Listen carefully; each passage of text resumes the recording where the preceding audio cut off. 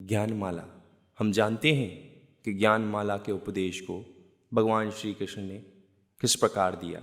तो चलिए इस कथा का आरंभ करते हैं। राजा परीक्षित के पास एक दिन श्री व्यास जी के पुत्र श्री सुखदेव जी पधारे।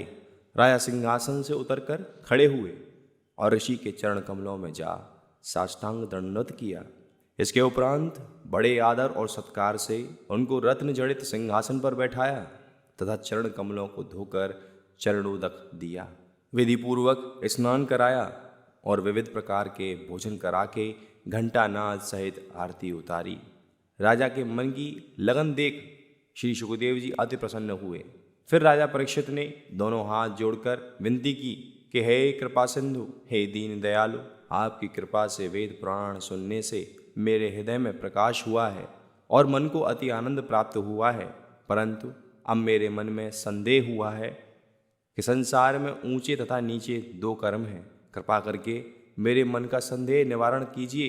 राजा का यह वचन सुनकर श्री सुखदेव जी अति प्रसन्न हुए और बोले कि हे महाराज, तुम्हारे प्रश्नों से संसार के मनुष्यों को बड़ा लाभ होगा और यह जो संदेह तुम्हारे मन में उपजा है वैसा ही अर्जुन के मन में भी उत्पन्न हुआ था। श्री कृष्ण भगवान ने अर्जुन के प्रश्नों को जो उत्तर दिया वही मैं कहता हूँ। श्री सुखदेव जी राजा परीक्षित से बोले कि हे राजन, एक दिन प्रातः काल भगवान श्री कृष्ण जी अर्जुन के निवास पर पधारे तो खबर मिली कि अर्जुन सोए हुए हैं। यह सुनकर श्री कृष्ण जी को आश्चर्य हुआ और दुख हुआ कि श्री नारायण के उदय होने के बाद भी अर्जुन सोए हुए हैं। उन्होंने अर्जुन को उसी समय स्वप्न दिया। अर्जुन जाग उठे। तभी सेवक ने अर्जुन से कहा कि स्वामी, भगवान श्री कृष्ण पधारे हैं। यह सुनकर अर्जुन ने श्री कृष्ण के चरणों में गिरकर अपने अपराध के लिए क्षमा प्रार्थना की। भगवान ने कहा कि हे अर्जुन, तू बड़ा बुद्धिमान और ज्ञानी है। इस समय तुझे स्वप्न अवस्था में देख मुझे बहुत सोच हुआ। मनुष्य देह बहुत दुर्लभ है। मनुष्य देह बहुत कठिनता से प्राप्त होती है। इस देह को पाकर प्रातः समय सोना बुद्धिमानी की बात नहीं। भगवान के ऐसे वचन सुन अर्जुन ने विनती करके प्रश्न किया, हे दीन दयाल बंधु, जो अपराध सेवक से अनजाने में हो गया हो उसे क्षमा करके अब आप इस दीन आज्ञाकारी को आज्ञा करो कि कौन से कर्मों का त्याग करना आवश्यक है।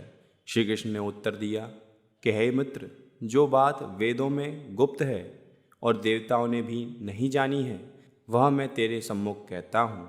मन लगाकर सुन। इन बातों को तू अथवा अन्य कोई सुनकर या पढ़कर अंगीकार करेगा तो वह समस्त पाप बंधनों से मुक्ति पावेगा। भगवान श्री कृष्ण कहते हैं, पहला, हे अर्जुन, जिस समय प्रातःकाल श्री सूर्यनारायण का उदय हो उस समय मनुष्य का सोना अच्छा नहीं, क्योंकि एक पहर रात्रि शेष रहने पर देवताओं का आगमन होता है। अतः मनुष्य को चाहिए कि वह 2-4 घड़ी प्रातः उठकर परम दयालु परमेश्वर के ध्यान में मन लगाकर भजन में मग्न होकर और अरुणोदय होते ही स्नान कर श्री नारायण जी को जल अर्पण करके दंडवत करे और पितरों का जल देवे, जिससे शिव नारायण तथा पितृदेवता बलवान होकर प्रसन्नतापूर्वक आशीर्वाद दे सकें, तो वह इस लोक और परलोक दोनों का सुख भोगेगा।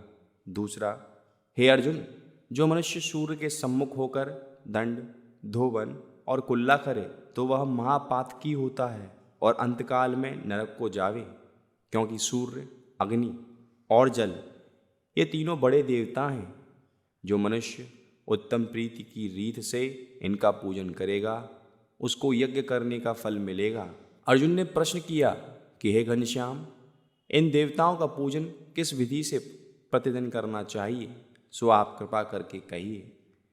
तब श्री कृष्ण ने कहा कि विधि पूर्वक सूर्य नारायण का रविवार को व्रत धारण करें और न कर सकें तो उस दिन नमक न खाएं। प्रातःकाल स्नान करके श्री सूर्य नारायण को तांबे के पात्र से जल अर्पण करके विधि पूर्वक पूजन करें। प्रातःकाल स्नान करके अपने इष्ट देवता का ध्यान और स्मरण कर शक्कर, घृत, तेल आदि सामग्री से अग्निदेव को पूजन करें। यदि इस भांति नहीं कर सकते तो रसोई हो जाने पर रसोई की सामग्री से विधि सहित पूजन करें। प्रातःकाल स्नान कर शुद्ध वस्त्र पहनकर जल देवता को धूप चढ़ावे। तीसरा, हे पार्थ, जो कोई सायंकाल घर के आंगन में झाड़ू देता है वह अवश्य दरिद्री होता है, क्योंकि वह समय लक्ष्मी के घर में आगमन का है। वह जिसके हाथ में झाड़ू देखती हैं उसको शाप देकर चली जाती हैं। चौथा, हे अर्जुन, पूर्व रात्रि के दीपक की बत्ती जलने से बचे तो उस बत्ती को दूसरे दिन जलावे तो महापाप होता है। उस पाप से मनुष्य की स्त्री बहुत काल तक बंध्या रहेगी। पांचवा, हे अर्जुन, विधवा स्त्री के हाथ की रसोई खाना दोष है, क्योंकि जिसका पति मर जाए वह अधजले मुर्दे के समान हो जाती है। इस कारण उस स्त्री के हाथ की रसोई खाना पाप है। अर्जुन ने श्री कृष्ण जी के मुखारविंद से यह शिक्षा सुन बहुत पश्चाताप किया और चकित हुआ। फिर विनती की कि हे अनाथों के नाथ दयासिंध, आपने जो शिक्षा दी उसके सुनने से दास के मन में अति आनंद प्राप्त हुआ है। कृपा करके कुछ और शिक्षा दीजिए।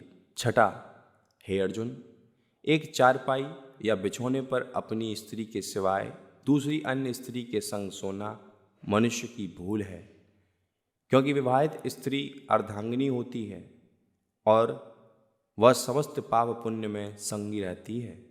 यह सुन के अर्जुन ने हाथ जोड़कर प्रश्न किया कि हे भगवान, यदि कोई मेहमान अपने घर आवे, उसके पास बिछौना ना होवे तो क्या करना उचित है? श्री कृष्ण ने कहा कि उस मेहमान को उचित है कि अपना वस्त्र बिछौना पर बिछाकर उस पर सोवे, फिर कुछ दोष न लगेगा। सातवां, हे अर्जुन, जो मनुष्य एकादशी या त्रयोदशी या और कोई व्रत धारण करे और स्त्री के पास जाए तो व्रत का फल नहीं पावेगा।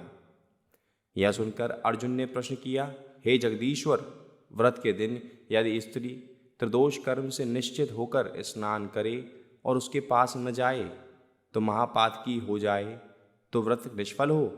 ऐसे समय में दया करनी चाहिए। श्री कृष्ण जी ने कहा कि अर्धरात्रि बीत जाए तो कुछ हर्ज नहीं, क्योंकि रात्रि के पिछले पहर अगले दिन में गिने जाते हैं। आठवां, हे अर्जुन, जो मनुष्य अपने पितृ देवताओं का पूजन करे वह उनके आशीर्वाद से इस लोक में धन, संतान और परलोक में वैकुंठ पाता है।